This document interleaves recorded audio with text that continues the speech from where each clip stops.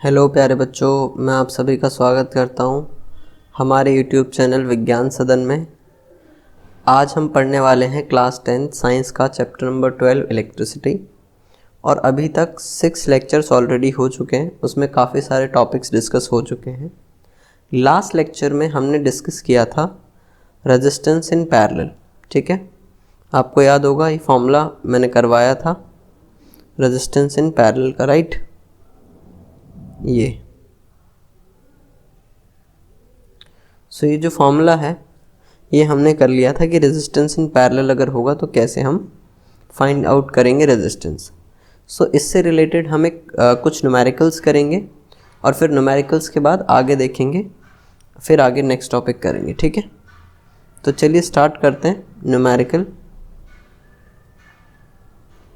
Question है, in the circuit diagram given in figure 12.10, suppose the resistors R1, R2 and R3 have the values 5 ohm, 10 ohm, 30 ohm respectively, which have been connected to a battery of 12 volt.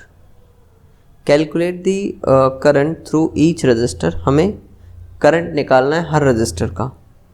The total current in the circuit, total current भी निकालना है। And the total circuit resistance, हमें resistance में निकालना है। तो पहले देख लेते हैं हमें गिवन क्या है। अपने को गिवन है R1 जो कि 5 ओम है, R2 जो कि 10 ओम है एंड R3 जो कि 30 ओम है। और हमें गिवन है पोटेंशियल डिफरेंस या हम वोल्टेज भी कह सकते हैं, वो हमें गिवन है 12 वोल्ट। क्लियर। फर्स्ट पार्ट में हमें क्या फाइंड करना है, हमें फाइंड करना है करंट हर रजिस्टर में कितना है। फिगर हमने देख लिया, हमें एक कैसा सर्किट दे रखा है, पैरेलल सर्किट दे रखा है। ठीक है, पैरेलल सर्किट में क्या होता है, जैसे अगर मैं पैरेलल सर्किट की बात करूं तो इसमें R1 है, R2 है, R3 है जो कि पैरेलल में है। उसी के साथ साथ उनकी हमें वैल्यूज़ पता है और हमें ये पता है कि ये जो बैटरी है हमारे पास ये कितनी है, 12 वोल्ट है। और हमें फाइंड करना है कि हर रजिस्टर में कितना करंट फ्लो हो रहा है या कितना करंट जा रहा है। R1 से कितना करंट जाएगा, R2 से कितना करंट जाएगा एंड R3 से कितना करंट जाएगा, ये अपने को सबसे पहला पार्ट फाइंड करना है। यूजिंग, एक minute, using Ohm's law. Ohm's law क्या होता है, V is equals to IR। अब जो ये हमारा सर्किट है ये कैसा है, पैरेलल सर्किट है। और पैरेलल सर्किट के अंदर कुछ चीज़ें बेसिक हमें पता है जो हमने लास्ट लेक्चर में पढ़ी हुई थी कि वोल्टेज जो होता है या पोटेंशियल डिफरेंस जो होता है वो कांस्टेंट रहता है, जबकि जो हमारा करंट रहता है वो डिफरेंट रहता है। इसीलिए उसने हमसे क्या पूछा है, इसीलिए उसने हमसे पूछा है कि अलग अलग जो रेजिस्टेंस है उनमें करंट कितना फ्लो हो रहा होगा।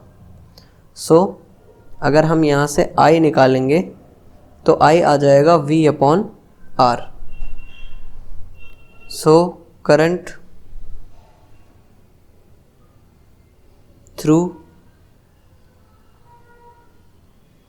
R1 उसे हम I1 मान लेते हैं जो कि होगा V/R1। क्लियर। अब हमें V पता है 12 है, R1 भी पता है 5 है। अगर हम 12/5 को कैलकुलेट करेंगे तो 12/5 की वैल्यू अपने पास आ जाएगी 2.4 एम्पियर। उसी तरह करंट थ्रू R2 वो है हमारा I2, V/R2 हो जाएगा। V है 12, R2 है 10, तो कितना आ जाएगा ये 1.2 एम्पियर आ जाएगा। उसी तरह करंट थ्रू R3, वो है हमारा I, इसको I1 I2, ये हमारा I3 हो जाएगा जो कि V/R3 होगा। V है 12 और R3 था 30, राइट। सो 12 डिवाइडेड बाय 30 की जो वैल्यू आएगी वो आएगी 0.4। अब अपन ने पहला पार्ट तो क्लियर कर लिया है। क्यों? क्योंकि उसने सिर्फ यही पूछा था कि हर रजिस्टर से कितना करंट फ्लो हो रहा है, तो हमने हर रजिस्टेंस से जितना भी करंट फ्लो हो रहा था वो फाइंड कर लिया है। सेकेंड पार्ट कहता है the total current in the circuit. So second part के अकॉर्डिंग टोटल करंट, एक मिनट,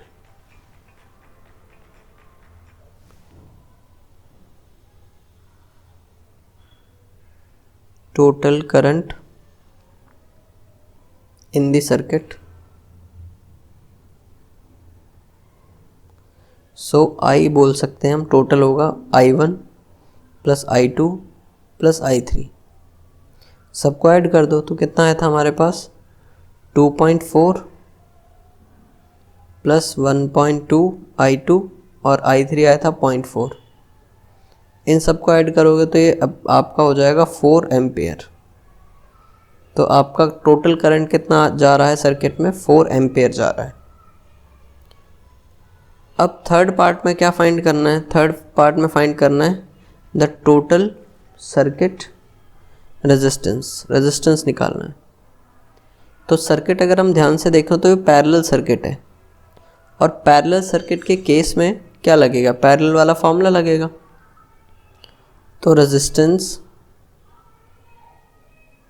हम यहाँ फाइंड कर रहे हैं, 1/RP क्या होगा, 1/R1 plus 1/R2 plus 1/R3। सो 1/5 प्लस 1/10 प्लस 1/30। 30, 10 और 5 का अगर आप एलसीएम लेते हैं तो आएगा 30। 30 जब 5 से डिवाइड हुआ तो 6, प्लस 10 से डिवाइड हुआ तो 3 प्लस 1, सो 10/30। 1 0 से 1 0 कैंसिल हो गया। इसका मतलब जो हमारी 1/RP की वैल्यू आ गई वो आ गई 1/3। और अगर हम इसे रेसिप्रोकल करें, क्योंकि ये वैल्यू 1/RP की है, लेकिन हमें तो पैरेलल रेजिस्टेंस चाहिए ना, सिर्फ 1/RP थोड़ी चाहिए। तो या तो आप इसे क्रॉस मल्टीप्लाई करा सकते हैं या दोनों तरफ रेसिप्रोकल कर सकते हैं। सो RP आ जाएगा हमारा 3 ओम। ये इस सर्किट का टोटल रेजिस्टेंस रहेगा। 3 चीज़ें हमें फाइंड करने को बोली थी, हर रजिस्टर के अंदर करंट कितना जा रहा है वो फाइंड कर लिया, टोटल करंट सर्किट में कितना है वो भी फाइंड कर लिया, और टोटल सर्किट रेजिस्टेंस क्या है वो भी हमने फाइंड कर लिया है।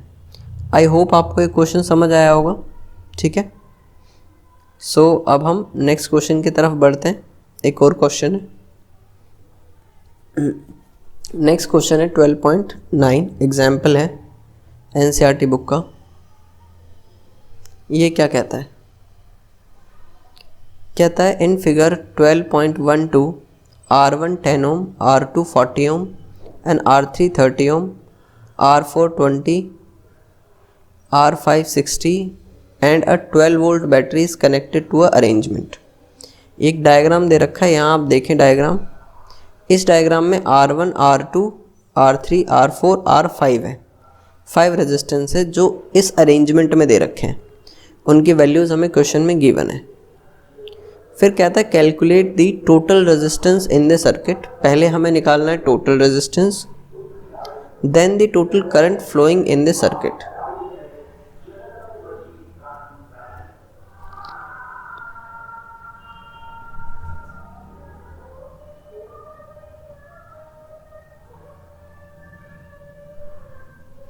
तो बढ़ते हैं आगे।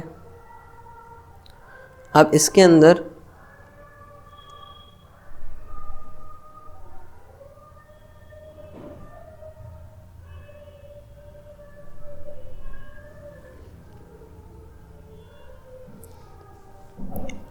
पहले देख लेते हैं, गिवन जो चीज़ें हैं वो लिख लेते हैं। R1 हमें गिवन है 10 है, R2 है 30 ओम, R3 है हमारे पास 60, नहीं 10 है, फिर 1 मिनट,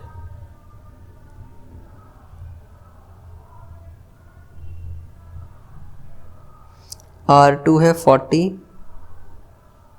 फिर R3 है 30, R4 है हमारे पास 20 एंड R5 है हमारे पास 60 and potential difference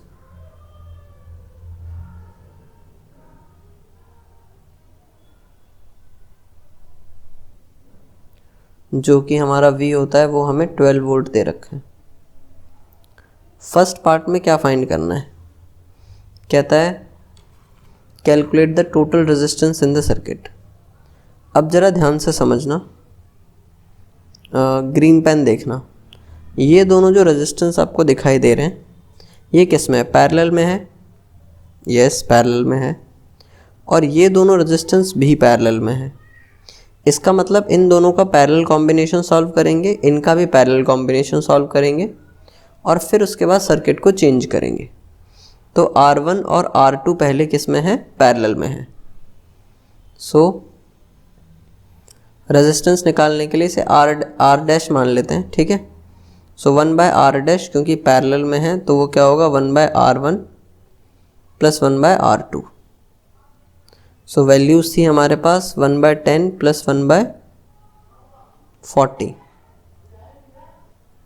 so 40 LCM ले लेते हैं, ऊपर क्या हो जाएगा 4 प्लस 1, तो ये हो गया 5/40। सो 5 के टेबल में कितने पे चला जाएगा 40, 8 पे, तो 1/8 आ गया। 1/R डैश की वैल्यू आ गई 1/8, तो इसे R डैश निकालना है तो दोनों तरफ रेसिप्रोकल करेंगे तो 8 ओम आ जाएगा। ये आ गया हमारे पास R डैश। अब ज़रा सेकंड चीज़ देखो, इस सर्किट में ये तीनों भी तो किस में है, पैरेलल में ही है, R3, R4 और R5, तो इनका भी हमें पैरेलल कॉम्बिनेशन सॉल्व करना पड़ेगा। तो उसे हम 1/R डबल डैश लिख रहे हैं और इक्वल है 1/R3 plus 1/R4 plus 1/R5, right.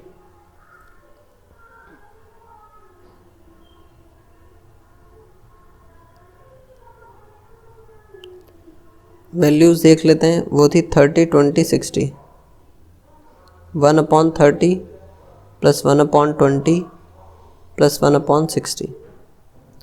सो ये सभी जो है इनका कॉमन फैक्टर जो है 60 है ना। सो अगर 60 है तो 60 एलसीएम ले लेते हैं, ऊपर क्या हो जाएगा 2 प्लस 3 प्लस 1, सो 6/60, 6 1 6, 6 10 60, तो 1/R डबल डैश हमारे पास आ गया 1/10। इट मीन्स जो हमारा R डबल डैश आया रेसिप्रोकल होने पर 10 आ गया। अब ज़रा समझना, ये जो सर्किट था, ब्लैक पेन यूज़ कर रहा हूँ, ये जो सर्किट में था इसको मैंने मतलब एक रेजिस्टेंस बना दिया और उसका रेजिस्टेंस R डैश आया, यहाँ से बना R डैश, और इन दोनों से जो रेजिस्टेंस बना वो R डबल डैश। सो इनको एक साथ कॉम्बिनेशन में लिख लेते हैं, मतलब एक नया सर्किट डायग्राम बनाएंगे। ये सॉरी ब्लैक पेन था, दिखाई नहीं दिया। ये पहला रेजिस्टेंस जो R डैश था, फिर उसके बाद यहाँ पे बैटरी लगी हुई थी, सो ये बैटरी लगा देते हैं। फिर उसके बाद नीचे हमारे पास ये R डबल डैश आया है एंड एक एमीटर लगा हुआ है, तो एक एमीटर भी लगा देते हैं।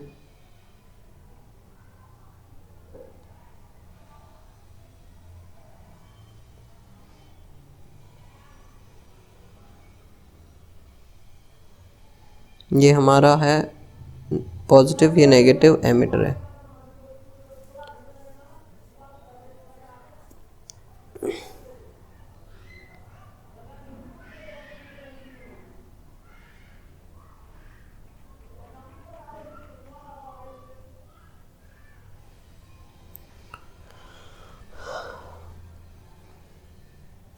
तो अब ये देखो, ये जो आर डैश है और आर डबल डैश है, क्या ये एक ही वायर में कनेक्टेड है? और अगर ये एक ही वायर में कनेक्टेड है तो हमें फाइंड क्या करना पड़ेगा? हमें फाइंड करना पड़ेगा equivalent resistance. So R equivalent क्या होगा? R dash plus R double dash, because R dash और आर डबल डैश अब किस में है? सीरीज में।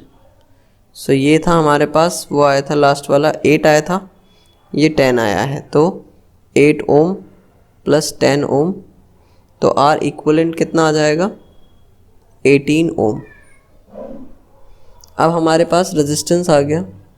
फिर कहता है the total current flowing in the circuit. अभी जो कनेक्शन है, ये लास्ट जो हमने कनेक्शन देखा है सीरीज़ बना, राइट? सो सीरीज़ जब कनेक्शन होता है तो उसमें करंट सेम ही रहता है, पोटेंशियल डिफरेंस डिफरेंट होता है हर रेजिस्टेंस के लिए। सो करंट अगर सेम है, करंट अगर सेम है तो ये कैसे कैलकुलेट हो सकता है? Using Ohm's law, right? So V is equals to I R होता है। अगर मैं यहाँ से I निकालता हूँ तो वो क्या हो जाएगा? V bye are. V कितना था हमारे पास? 12 था, और R रेजिस्टेंस हमारे पास रेजिस्टेंस 18 ओम आया था। क्लियर? तो जब हम इन दोनों को डिवाइड कराएंगे 12 बाय 18 को, सो ये आ जाएगा 6 2 ज़ा 12, 6 3 ज़ा 18, सो 2 बाय 3 आएगा। सो 2 डिवाइडेड बाय 3 की वैल्यू आ जाएगी हमारे पास, फाइनली करंट आएगा 0.67 एम्पियर। क्लियर है क्या? सो इस तरीके से हमने करंट भी फाइंड आउट कर लिया और रेजिस्टेंस भी फाइंड आउट। तो अभी तक हमने न्यूमेरिकल डिस्कस कर लिया। अब नेक्स्ट टॉपिक की तरफ बढ़ते हैं, जो कि हमारा टॉपिक है सीरीज़ वर्सेस पैरेलल, है ना? तो हम अब देखना चाह रहे हैं कि अगर हम सर्किट्स को सीरीज़ में या पैरेलल में यूज़ करते हैं तो कौन सा हमारे लिए बेनिफिशियल रहता है, या सीरीज़ को यूज़ करने के क्या एडवांटेज और क्या डिसएडवांटेजेस हैं, या हमें सीरीज़ यूज़ करना चाहिए या पैरेलल यूज़ करना चाहिए। सो अगर हम पहले सीरीज़ का केस लें तो सीरीज़ के बारे में हमें कुछ पता है। क्या पता है?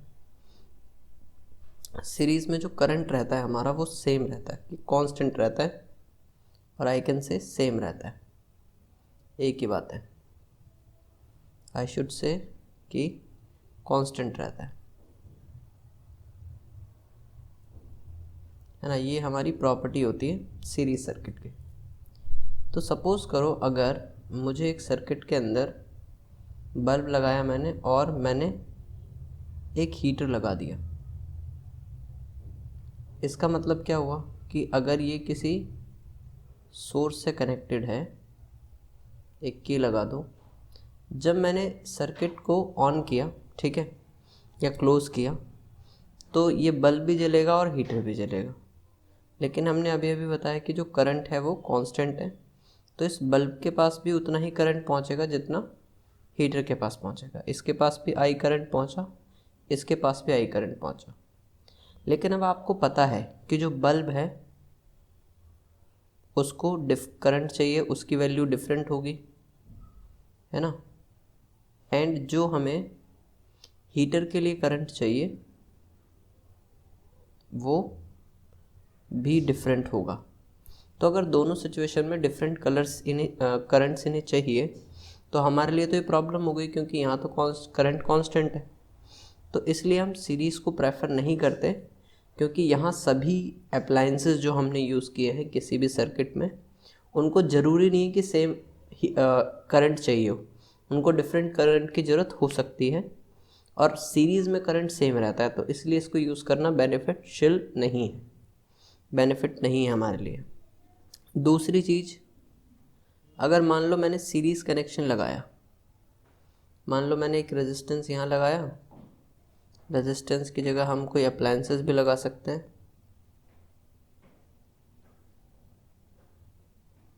ऐसे,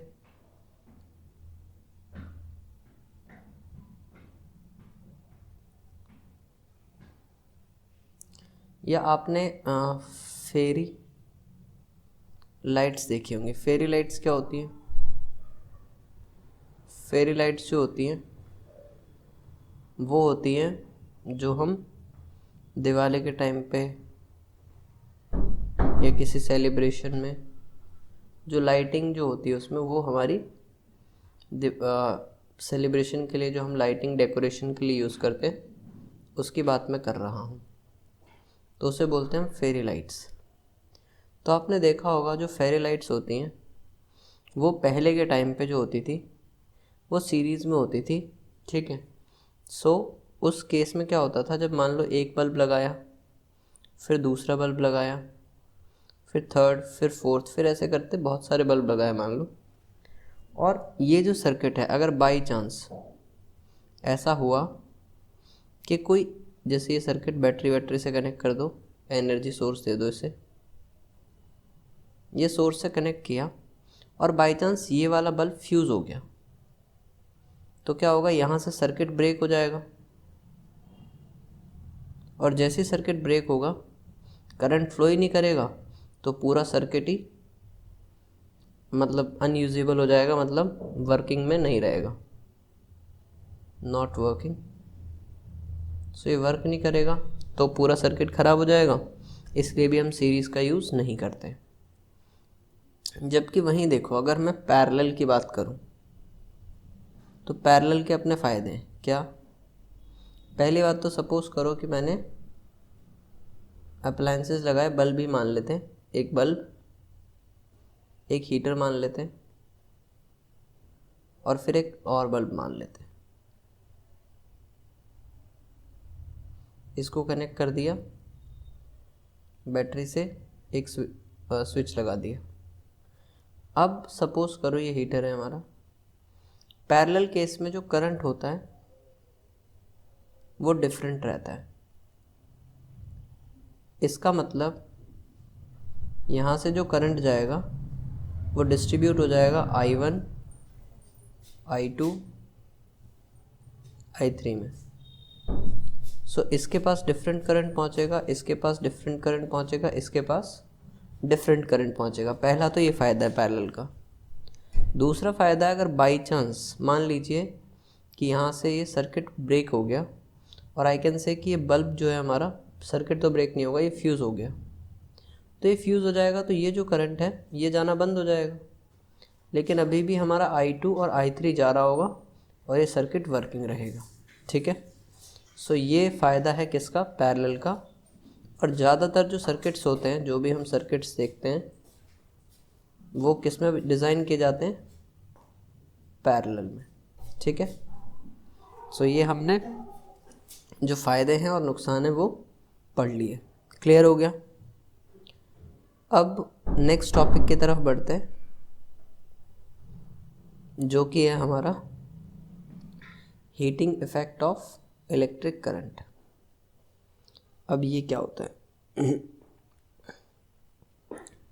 देखो, हमें पता है हमें पता है कि जो इलेक्ट्रिकल एनर्जी होती है हमें, वो कौन देता है? बैटरी देती है। और बैटरी कैसे दे पाती है?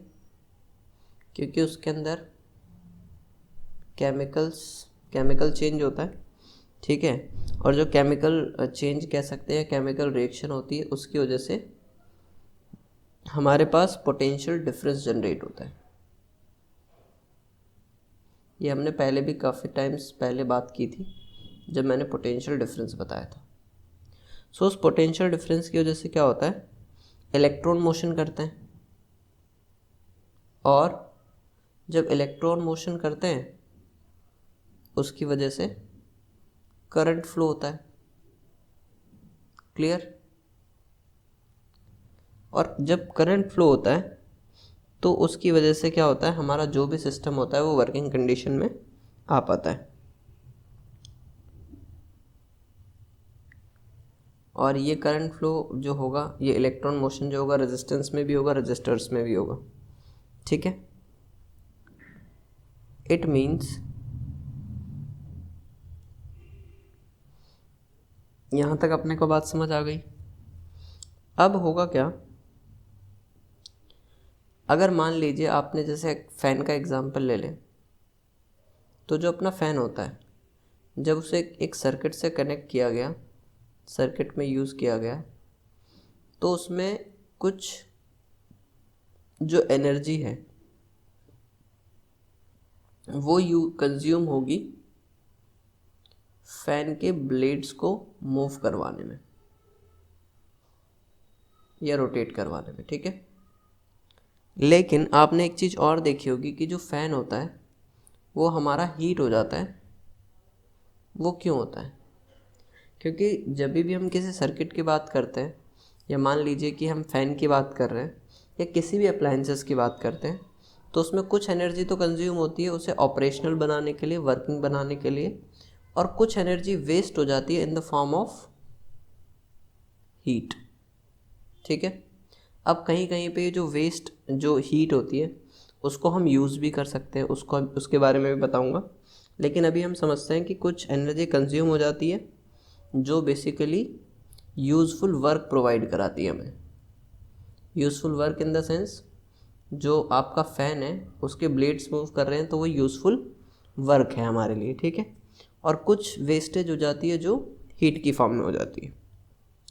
अब ऐसा हर गैजेट में होता है, चाहे अपने जो फ़ोन होता है उसकी चार्जिंग की भी अगर बात कर ले तो फ़ोन में बैटरी चार्ज होती है, लेकिन उसी के साथ साथ आपने देखा होगा चार्जिंग होती है, एंड इसी के साथ साथ प्लस हीट भी हो जाता है फ़ोन। उसका रीज़न क्या है कि अपनी कुछ एनर्जी वेस्ट हो जाती है किसके अंदर, हीट की फॉर्म में। ठीक है, सो इसे हम, ये heating effect of electric current है, करंट की वजह से हीटिंग इफेक्ट क्रिएट हो रहा है। ठीक है सर, तो अब अगर मान लीजिए मैं एक सिंपल सी बात करूं कि हम एक कंडीशन लेते हैं, प्योरली रेजिस्टिव सर्किट। अब फ़ायदे बता रहा हूँ मैं इसके, है ना। प्योरली रेजिस्टिव सर्किट, तो प्योरली रेजिस्टिव सर्किट का मतलब है कि सर्किट में सिर्फ रेजिस्टेंस लगे होंगे। ठीक है, और वो रेजिस्टेंस क्या करेंगे, basically resist the flow of current.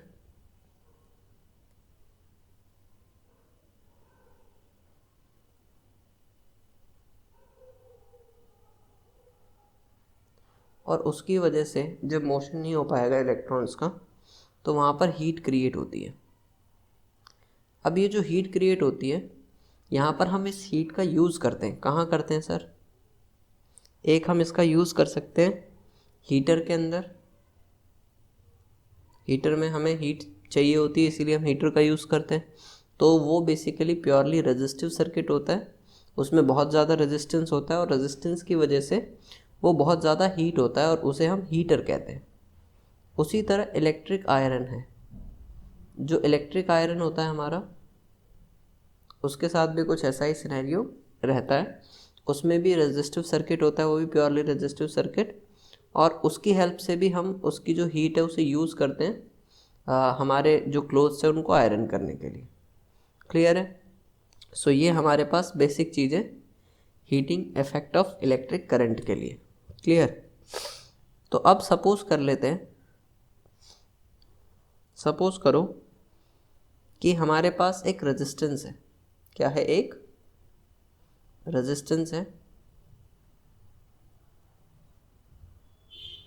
उसे हम मान लेते हैं R, और इसके अंदर से आई करंट फ्लो हो रहा है, आई करंट जो है वो फ्लो हो रहा है। तो ये रेजिस्टेंस है आर, इसमें से मान लेते हैं आई करंट फ्लो हो रहा है। अब इसके बीच में क्या होगा, कोई ना कोई पोटेंशियल डिफरेंस भी होगा। तो ये बैटरी लगी होगी जिसकी वजह से ये पोटेंशियल इसमें डिफरेंस कुछ ना कुछ रहेगा। ये हम प्योरली रेजिस्टिव केस की ही बात कर रहे हैं। तो ये हमारा कुछ पोटेंशियल डिफरेंस है V, और इसकी वजह से क्या होगा, एक चार्ज जो होगा वो एक पॉइंट से दूसरे पॉइंट में पहुंचेगा और उसे यहाँ से यहाँ पहुंचने में कुछ टाइम लगेगा, वो टाइम t है। तो Q हमारा चार्ज है जो फ्लो करेगा एक्चुअल में, और वो एक पॉइंट से दूसरी जगह पहुंचने में t टाइम लेगा। क्लियर है?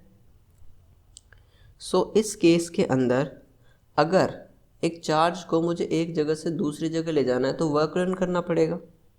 और आपको याद होगा, हमने पढ़ा हुआ है पहले कि जो हमारा V होता है वो होता है W/Q, work done per unit charge.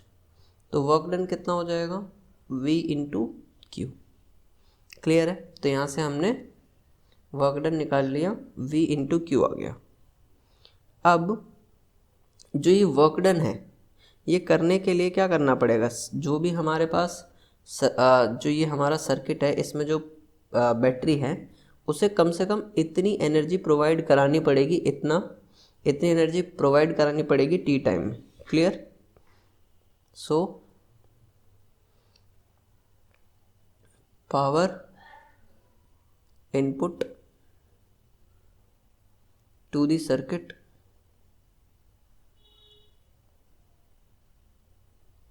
Bye the source, जो भी हमारा सोर्स हमने यूज़ किया है उसकी मैं बात कर रहा हूँ। ठीक है? तो जो पावर होता है वो क्या होता है,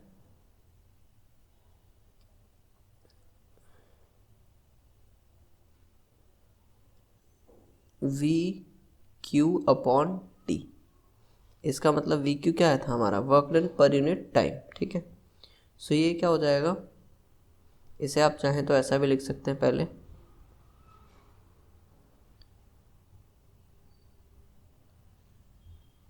W/T, तो VQ/T।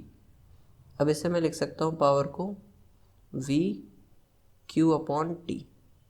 Q/T क्या होता है, आई करंट होता है, क्योंकि हमने पढ़ा हुआ है पहले कि आई करंट सबसे पहले पढ़ा था, वो चार्ज पर यूनिट टाइम होता है, rate of flow of charge. तो P जो आएगा वो V × I आ जाएगा। हमारे पास पावर की वैल्यू आ गई। ठीक है?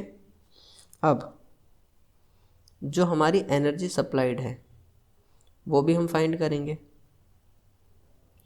सो energy supplied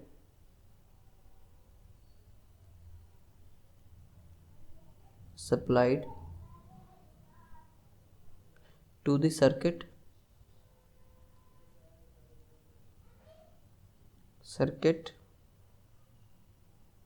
by the source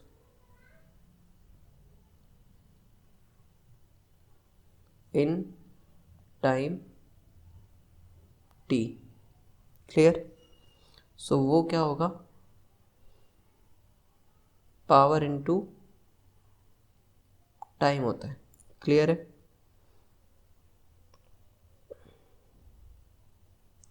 सो ये जो यहाँ से एनर्जी निकलेगी, जो भी यहाँ से एनर्जी निकलेगी वो हीट की फॉर्म में डिसिपेट होगी। डिसिपेट का मतलब निकलेगी। क्यों? क्योंकि हमने प्योरली रेजिस्टिव सर्किट लिया है और रेजिस्टिव सर्किट में हमें हीट ही चाहिए थी, तो हीट यहाँ से निकलने वाली है। सो अगर अपने को इतनी बात क्लियर है तो पावर को हम V × I लिख सकते हैं, जो अभी अभी हमने फाइंड किया था। सो फॉर स्टेडी करंट मतलब करंट चेंज नहीं हो रहा, for steady current I, the amount of, एक minute, the amount of heat जो कि H है प्रोड्यूस्ड इन टाइम T। तो कैसे निकालेंगे? अभी अभी पावर की वैल्यू हमने बताई थी, कितनी आई है वो आई थी V इंटू आई, राइट। ये वैल्यू इसकी जगह रिप्लेस कर दो, तो H हमारा जो होगा वो V into I into T आएगा। इसमें मैंने वैल्यूज़ पुट करी। अब जो हमारा H आ गया वो V into I into T आ गया, और इसके अकॉर्डिंग अगर मैं अप्लाई कर दूँ यहाँ पर Ohm's law, applying Ohm's law, तो ओम्स लॉ के according V is equals to I R होता है। Clear? So V is equals to I R होगा, तो इस V equal to I R की वैल्यू इस इक्वेशन में डाल दो। H क्या आ जाएगा? V की जगह आई आर लिख रहा हूँ, so I into R and into I into T, तो H हमारे पास आई स्क्वायर आर टी आ जाएगा। क्लियर है? और इसे बोलते हैं जूल्स लॉ ऑफ हीटिंग।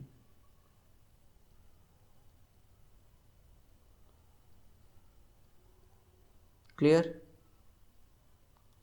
अब ज़रा कुछ डेफिनेशंस पे बात कर लेते हैं थोड़ी सी, फिर थोड़ा जूल्स लॉ ऑफ हीटिंग पे डिस्कस करेंगे। अब देखो, heating effect of electric current की डेफिनेशन है, वो क्या होती है?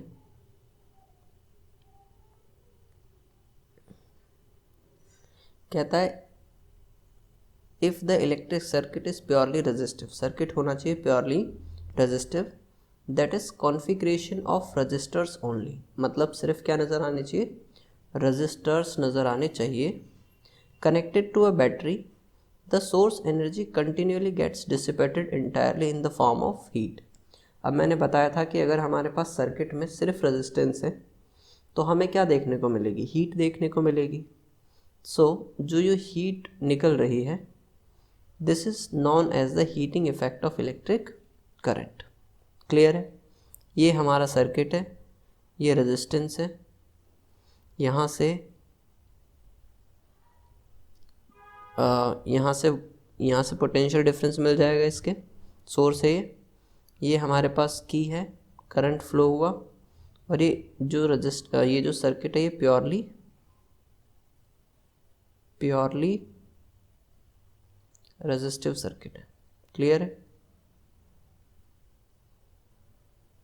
सो हम कह सकते हैं कि अगर हमारे पास प्योरली रेजिस्टिव सर्किट हो, इसका मतलब उसके अंदर सिर्फ रेजिस्टेंस पाए जाएं, है ना?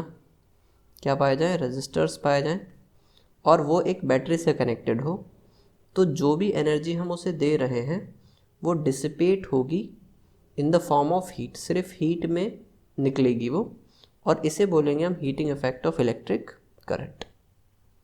आई होप आपको ये चीज़ समझ आई होगी। सो अभी याद करो, अभी अभी हमने पढ़ा था H is equals to I square R T, और इसे जूल्स लॉ ऑफ हीटिंग कहते हैं। सो अब जूल्स लॉ ऑफ हीटिंग क्या कहता है, ज़रा इस पर डिस्कस कर लेते हैं। जो अपना जूल्स लॉ ऑफ हीटिंग है वो कहता है the law implies that heat produced in a resistor is, अब जो हमने स्टेटमेंट अभी अभी फाइंड करी है, कौन सी?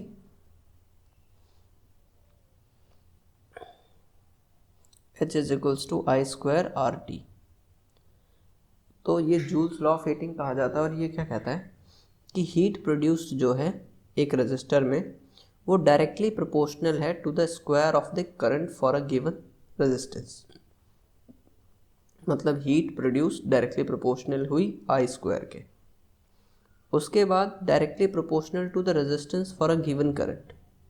H किसके भी प्रोपोर्शनल है? रेजिस्टेंस के भी प्रोपोर्शनल है, and directly proportional to the time for which the current flows through the circuit resistor. So H जो है वो डायरेक्टली प्रोपोर्शनल है टाइम के भी। यही कहता है joules law of heating. Clear है? तो किसी भी सर्किट में जो हीट जनरेट हो रही है उसके बारे में कौन बताता है? Joules law of heating. और इससे हमें पता चलता है कि जो हीट प्रोड्यूस्ड है वो करंट के स्क्वायर के इक्वल मतलब प्रोपोर्शनल होती है। जितना आप करंट बढ़ाओगे उतना हीट बढ़ेगी। ठीक है, ये बढ़ेगा तो ये भी बढ़ेगा। अगर रेजिस्टेंस बढ़ाओगे तो भी हीट बढ़ने वाली है, और अगर ज़्यादा देर तक करंट फ्लो करवाओगे तो भी हीट बढ़ेगी। क्लियर है? सो ये कहता है जूल्स लॉ ऑफ हीटिंग। सो इसके साथ हमारा joules law of heating finish हुआ। ठीक है, जब हम नेक्स्ट क्लास में मिलेंगे तो इसके आगे चर्चा करेंगे और इसके नेक्स्ट टॉपिक जो है हमारा वो पढ़ेंगे, कुछ न्यूमेरिकल्स करेंगे और फिर बेसिकली ये एंडिंग पे जा रहा है चैप्टर। शायद मैक्स टू मैक्स या तो लास्ट लेक्चर में ख़त्म हो जाए या एक लेक्चर और लगेगा। ठीक है, तो उसके साथ ये चैप्टर फिनिश हो जाएगा। आई होप आपको चीज़ें समझ आई है। ठीक है, आज के लिए हम इतना ही करेंगे। नेक्स्ट लेक्चर में मिलते हैं कुछ क्वेश्चंस के साथ और कुछ कंसेप्ट के साथ। तब तक के लिए टाटा सन्नाटा, bye bye. Thanks for watching this video.